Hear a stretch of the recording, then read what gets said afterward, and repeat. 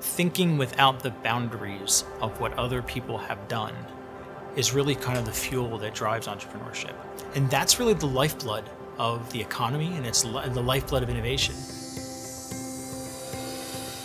There's a big difference between having a passion and it being a hobby, and having a passion and wanting it to be a business. And you have to be able to identify the business opportunity, and around that opportunity, you need a structure.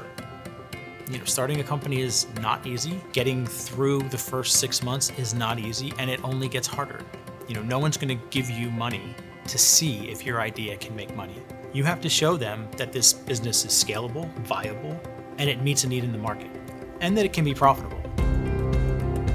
So the LaunchBox program is really built to help our students, people that are thinking about starting companies, and our early stage community entrepreneurs.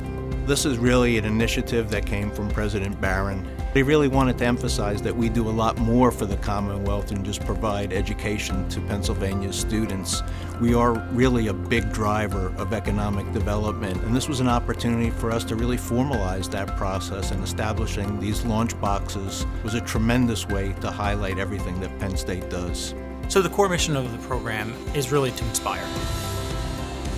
To inspire them is really to give them visibility, give them focus. So we bring in guest speakers, we bring in entrepreneurs. Also, it's to educate. We do workshops around specific skill building, identifying your target market, looking into social media, using video, and most importantly, it's to advise. Advising and mentoring around what that entrepreneurial journey looks like. What are some of the pitfalls? What are some of the things that you're going to run into? So I think a lot of what we do really reverts around its support. It's, when there's a problem, let's figure it out. We'll whiteboard it out and we'll figure out what the next step is. Well, we're really fortunate to have as our director somebody that has a tremendous amount of experience in establishing companies, knows what it's like to be an entrepreneur, knows the upsides and the downsides of that. And we have a great network of mentors that we can rely on and bring that experience to the people that we're helping in the community. For me, Leo is the LaunchBox.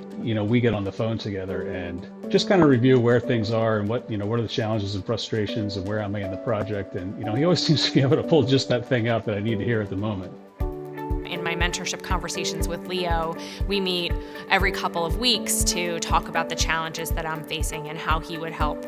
By tapping into perspectives and thought leadership, you're gonna get something from it.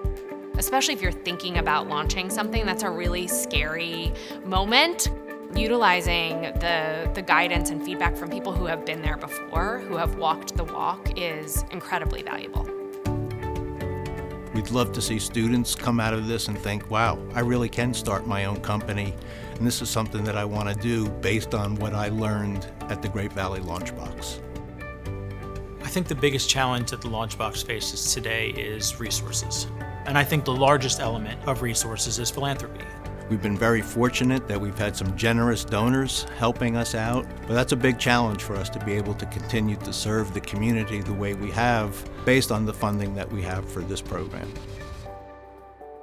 I think it's important that funding come forward in order to help sustain the programming that the LaunchBox offers, the counseling and the guidance that potential entrepreneurs can get. It's difficult starting something out new without any resources. And so without that funding from outside sources, a lot of those future entrepreneurial individuals may not get started. So we felt an obligation to help launch the LaunchBox, if you will.